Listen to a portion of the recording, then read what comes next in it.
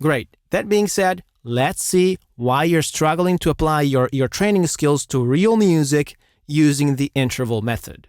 Let's start by understanding what I was talking about before regarding the wrong assumption. The main underlying concept behind practicing intervals is that you want to internalize the sound of a particular interval so that you can instantly recognize that interval every time it plays in real music. However, you now know that as soon as you think of a note or a chord, you subconsciously include them in a tonality, right? And the tonality that you subconsciously perceive in your head influences how notes and chords sound and feel to you. Agree? This means that the same note, the same interval, the same chord, etc. assumes a totally different sensation depending on the function it assumes inside the tonality. Let's make it simpler with a practical example. In the key of C major, both C to E and G to B are major third ascending intervals, but they assume opposite sensations. Let's hear them. First of all, I establish the sound of the C major key by playing the scale in a 1-4-5-1 chord progression.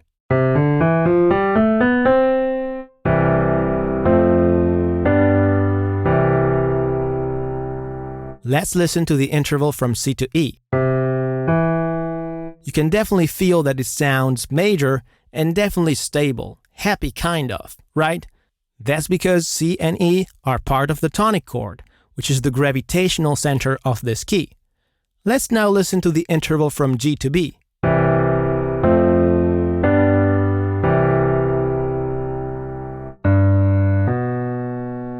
You can definitely feel that it definitely sounds very unstable, kinda incomplete, and I think you can probably feel the invisible gravitational force that is pulling these two notes towards C again.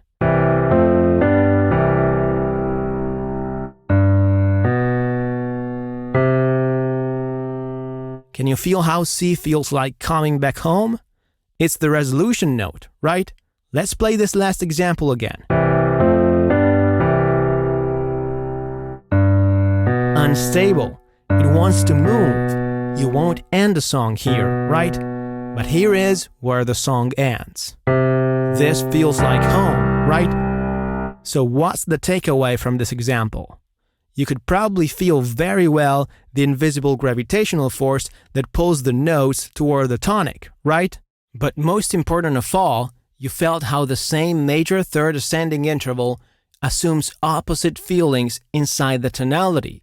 This is why C to E felt stable and complete, whereas G to B felt unstable and incomplete. And listen, we could waste an entire month making other examples like that. I just want you to realize how the same interval assumes a totally different set of sensations, sounds, and feelings depending on the role it has inside the tonality. This is why it is very difficult to apply interval thinking when recognizing real melodies and chord progressions. And this totally explains why the basic assumption that once you've learned an interval you can recognize it every time it plays, it's a wrong and unrealistic expectation. Let's quickly see what our students think about that. I could reliably identify intervals when tested, but it has been of no practical use whatsoever. I can nail intervals 100% up and down, but the minute I hear melodies, many of them fool me. It's the exact same intervals, just when they're played together, my interval detecting gets scrambled. We just discussed the first big issue regarding the interval method. Let me tell you, there are other 4 main issues related to it that are at least as big and dangerous as this one is. I bet you now want to know all of them, right? So let's move on. Here is the second issue with the interval method. It doesn't promote an efficient way of thinking that you can easily apply in real musical contexts. For example, let's say you have to recognize a 5-note melody. I suppose the usual way you would do it is to go ahead and try to recognize each interval in between the notes, isn't it? This means that you have to recognize 4 intervals, right? So I have a few questions about that. Forget about issue number 1 that we just saw, and let's pretend that thinking in interval terms works as people expect. My questions are, how many demanding mental calculations are needed for you to recognize those 4 intervals in a row? Does this feel intuitive, like recognizing colors, or does it feel very rational, quirky, and painful, like doing advanced math. Do you enjoy the process of doing it? How much time is required for you to recognize those 4 intervals? Can you do it on the spot? Or does it require maybe 30 or 40 seconds to finally recognize all of them? Given your answers to these questions, do you think that an approach like that would be easily applicable in real songs where you have to figure out melodies and chords on the spot? Do you feel like great musicians are using such a demanding mental process? Do you feel like it requires a lot of effort for them as it does for you? Probably not, right? And are you even considering the fact that if you just misinterpret only one of these 4 intervals, then all the following notes will be wrong? Do you understand how unreliable this mental approach is? There is a much more convenient, intuitive, and effortless way to recognize melodies and chords that we're going to see in a few minutes when we begin to practice the exercises. The third issue with the interval method is that it doesn't allow you to familiarize yourself with the sensations that notes and chords assume inside the tonality. Let me clarify. You now know that each note or chord assumes a very specific feeling in the context of the key, and that internalizing these sensations is the fundamental starting point in developing an intuitive connection to music. Do you agree? Well, since interval exercises are by definition atonal exercises, they don't have a clear tonal context. Instead, they swiftly jump from one tonal context to another one, then to another one, etc. But let's make it practical. Let's listen to how a typical interval recognition exercise sounds like.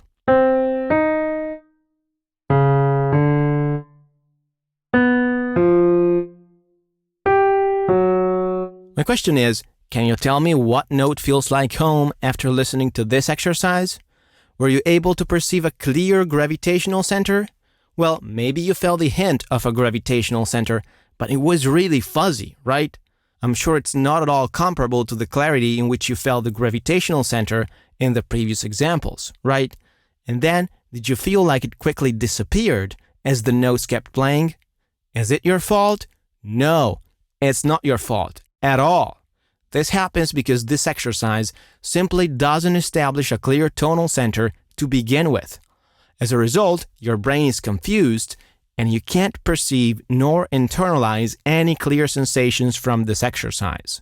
Moreover, the fact of not establishing a clear tonal center makes these exercises sound utterly unmusical. Indeed, I bet that the music you really enjoy doesn't sound anything close to this exercise. Isn't it true?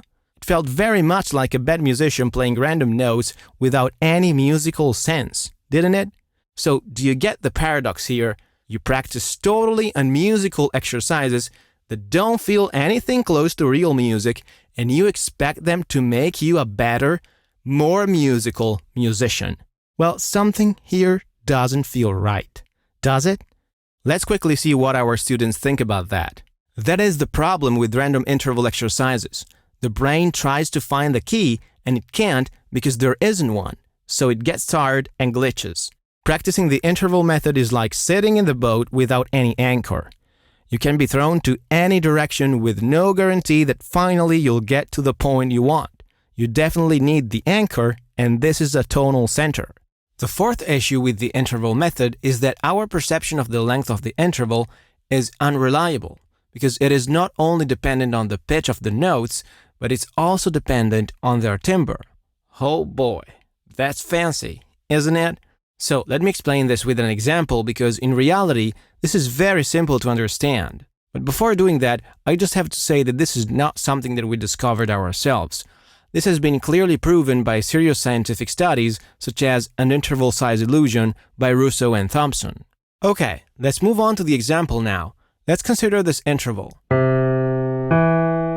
Now I'm going to play the same notes, but I'll make one of the notes duller and the other brighter. Can you feel how, in this case, the interval between the two notes seems much larger than before? Let's play the examples again. This is the original interval. And here are the same notes, but with a different timbre. Now the notes feel like they are more distant in pitch, when really they are the same exact notes as in the original interval. I've only changed their timbre and not their pitch. Why is this so bad? This is a very big issue because in real music, notes can be played with infinitely different timbres. So, since the timbre of the notes varies continuously, it's crucial to rely on an approach that allows you to clearly evaluate the pitch of notes and chords independently from their timbre. Is there an approach that allows you to do so? Absolutely yes, as we're going to see it in a few minutes when we practice the exercises from our method. The fifth issue with the interval method is that it inadvertently requires students to perform very difficult exercises from the very beginning of their learning process.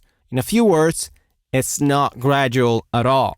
Why is this the case? Well, just a moment ago you've seen how all interval exercises require you to recognize notes without the presence of a clear tonal center, right?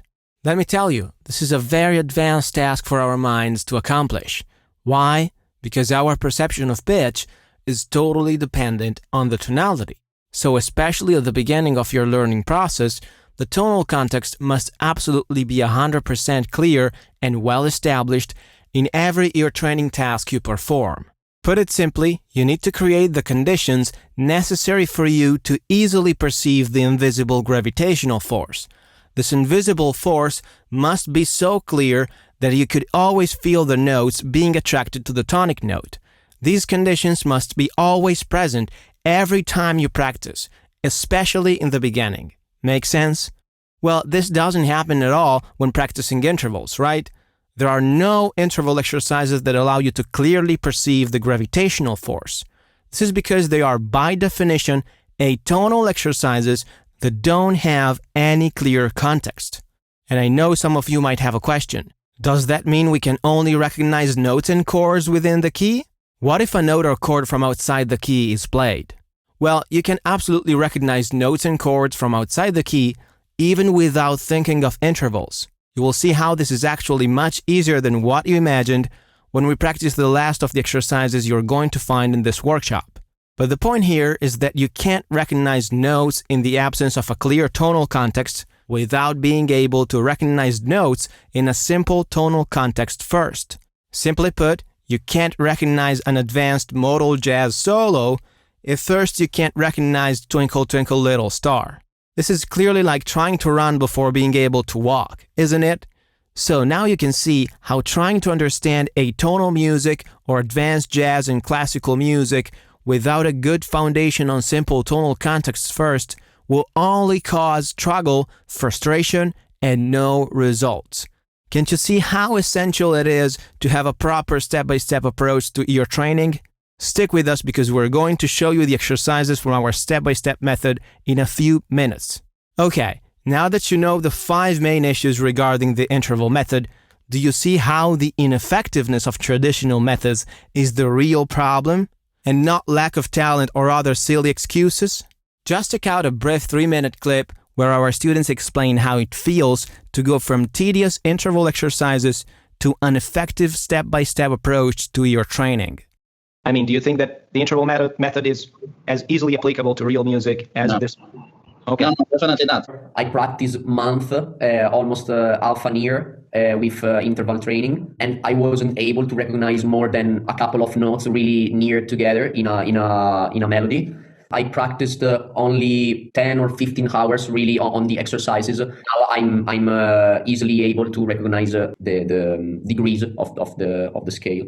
I found it more natural and more intuitive. In melodic recognition skills, how would you compare the interval method to the use your ear method on a scale from 1 to 10?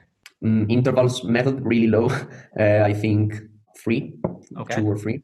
And this one, I think it's pretty fast. I would say 8, 9. Okay, so in about a month, both methods, how much results you saw from the interval method on a scale 1 to 10 compared to this on a scale 1 to 10? Yeah, so interval method maybe 2 out of 10, and this like I don't know 9 or 10 out of 10. That's huge. I didn't expect it. It's a really efficient process, I think. Music is all built on a scale. Right? Pretty much every song you hear is going to have notes from one scale, and possibly with a few things outside of it, but mostly in the scale. So using the scale as the foundation makes a lot more sense than using intervals as the foundation. If we compare the time spent to try and get better, basically, with the improvements, to me it is amazing, because like I spent around, I would say, 20 to 30 minutes a day on it. Okay. And the improvement is really phenomenal to me.